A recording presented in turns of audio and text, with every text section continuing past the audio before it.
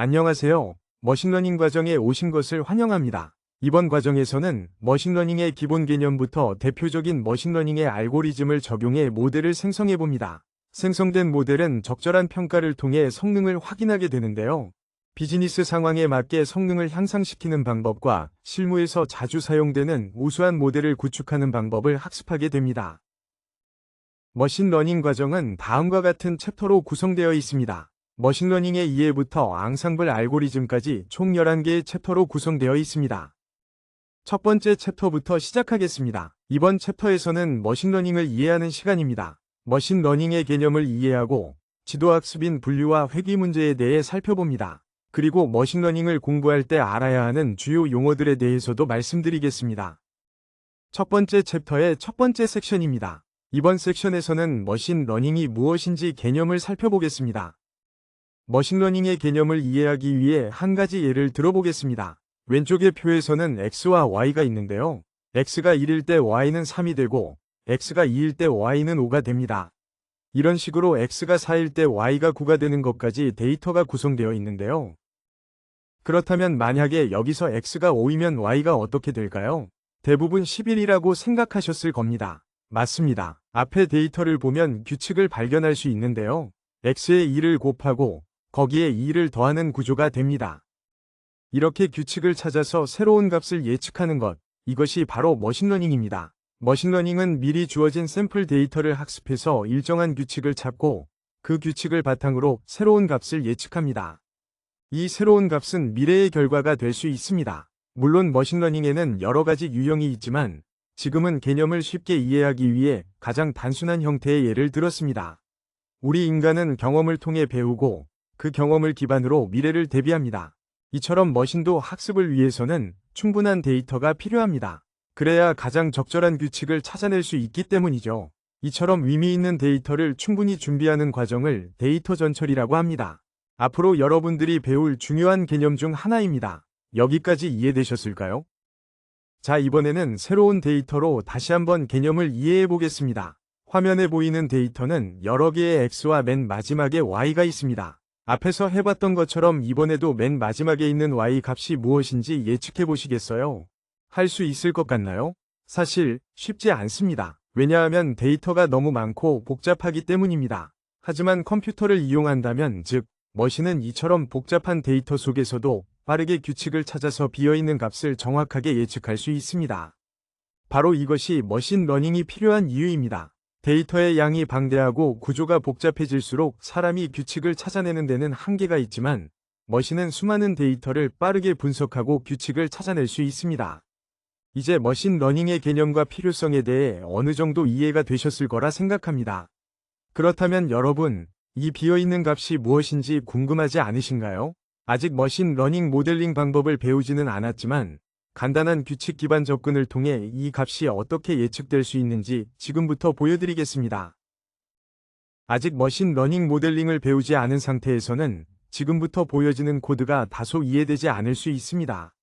하지만 코드를 이해하려고 하기보다는 결과를 보면서 머신러닝이 왜 필요한지만 느껴보시면 됩니다. 가장 먼저 판다스 라이브러리를 불러오겠습니다. 그리고 doyouknow라는 CSV 파일을 읽어왔는데요. 이 파일의 데이터는 이전 장표에서 봤던 데이터입니다. 이 파일을 불러와 화면에 출력해 보겠습니다. 데이터를 보면 x1부터 x10까지 총 10개의 입력값이 있고 이 값들을 기반으로 y값이 결정됩니다. 총 20건의 데이터가 있으며 제가 임의로 생성한 값입니다. 그리고 이 중 마지막 행위 y값만 제거해 두었습니다. 이 데이터는 x1부터 x10까지 각각의 값에 어떤 숫자가 곱해지고 어떤 값이 더해지거나 빠지면서 y가 결정되도록 구성되어 있습니다.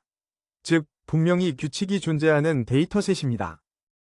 데이터의 관계를 확인하고 마지막 값을 예측하기 위해 머신러닝 모델을 만들어야 합니다. 데이터가 준비되었다면 그 다음에는 모델링을 진행해야 합니다. 먼저 관련 함수를 불러오고 x와 y를 분리한 뒤 학습용 데이터와 평가용 데이터로 나눕니다. 그리고 모델을 선언하고 학습한 다음에 학습된 모델을 가지고 예측을 합니다. 지금은 이 코드가 무슨 의미인지 잘 이해가 안 될 텐데요. 지금은 이렇게 사용하는 거구나 라는 느낌 정도로 알고 계시면 되겠습니다.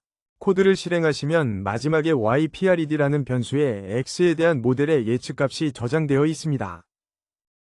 자, 그러면 예측 결과를 화면에 출력해 보겠습니다. 출력된 내용을 보면 맨 마지막 로우의 값이 출력되었습니다. 맨 마지막 로우의 인덱스가 19인데요. 인덱스가 0부터 시작하니까 이 라인은 20번째 로우의 값이 되겠습니다. 20번째 로우의 X1이 23, X2가 21, 이런 식으로 X10이 35가 되는 구조입니다. 우리는 이 줄에 대한 Y 값을 예측하고자 했으며 실제 Y의 값은 72입니다.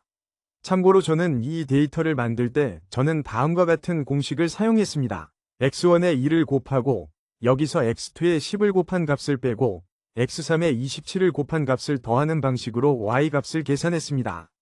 이러한 방식으로 생성한 마지막 줄의 Y 값이 바로 72였습니다. 그런데 머신러닝 모델이 어떻게 70이라는 예측값을 만들어냈을까요? 모델이 학습한 회귀계수를 출력해보니 X1에 대한 계수는 2, X2는 마이너스 10, X3는 27, 그리고 마지막은 마이너스 5로 나왔습니다. 즉, 머신은 단 19개의 데이터만 학습했음에도 제가 설정한 계산 공식을 거의 정확하게 추론해낸 것입니다. 그래서 예측 결과로 70이라는 값을 산출한 것입니다. 머신러닝 알고리즘은 학습 방식에 따라 세 가지로 구분할 수 있습니다. 첫 번째는 지도학습입니다. 지도학습은 정답이 포함된 데이터를 기반으로 그 안의 규칙성이나 패턴을 학습하는 방식입니다. 조금 전 예제에서 10개의 X값과 함께 Y값이 주어졌던 것을 기억하시죠?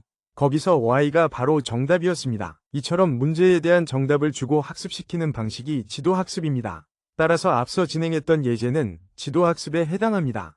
두 번째는 비지도학습입니다. 비지도학습은 지도학습과는 다르게 정답이 없는 데이터를 가지고 학습을 진행합니다. 예를 들어 고객 정보를 머신에 입력하고 이를 기반으로 고객을 3개 또는 4개의 그룹으로 자동 분류하도록 시도하는 경우입니다.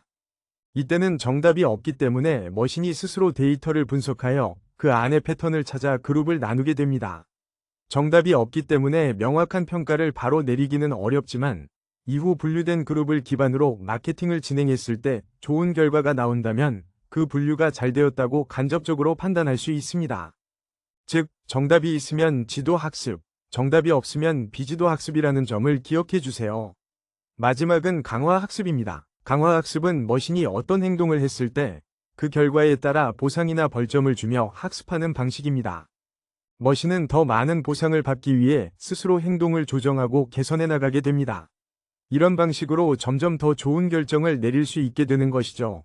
대표적인 예로는 알파고가 있습니다. 알파고는 수많은 대국을 통해 스스로 실력을 높여가는 강화학습의 대표 사례입니다. 학습의 방법에 따라 지도학습과 비지도학습, 그리고 강화학습을 말씀드렸었는데요.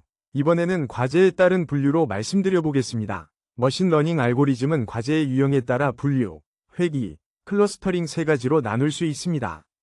먼저 분류 문제는 이미 적절히 분류된 데이터를 학습하여 분류 규칙을 찾아내고 그 규칙을 바탕으로 새롭게 주어진 데이터를 올바르게 분류하는 것을 목표로 합니다. 정답이 존재하므로 지도학습에 해당합니다. 다음은 회귀 문제입니다. 회귀는 결과값이 포함된 데이터를 학습하여 입력값과 결과값 사이의 연관성을 파악하고 이를 기반으로 새로운 데이터에 대한 결과값을 예측하는 것이 목적입니다. 분류가 아닌 값 예측이 목적이며 마찬가지로 정답이 존재하므로 지도학습으로 분류됩니다. 마지막은 클러스터링입니다. 조금 전 예를 들었던 고객 분류처럼 정답 없이 주어진 데이터를 학습해 데이터 간의 유사성을 기반으로 그룹을 나누는 것이 목적입니다. 정답이 없기 때문에 비지도 학습으로 분류됩니다. 이번 과정은 분류 문제와 회귀 문제를 중심으로 진행됩니다. 즉, 지도 학습을 중심으로 수업이 구성되어 있다는 점을 기억해 주세요. 그럼 지금까지 배운 머신러닝의 분류를 그림으로 정리해 보겠습니다. 머신러닝은 크게 지도학습, 비지도학습, 강화학습으로 나눌 수 있습니다. 지도학습은 정답이 있는 데이터를 기반으로 학습하는 방식이고, 비지도학습은 정답 없이 데이터의 구조나 패턴을 파악하는 방식입니다.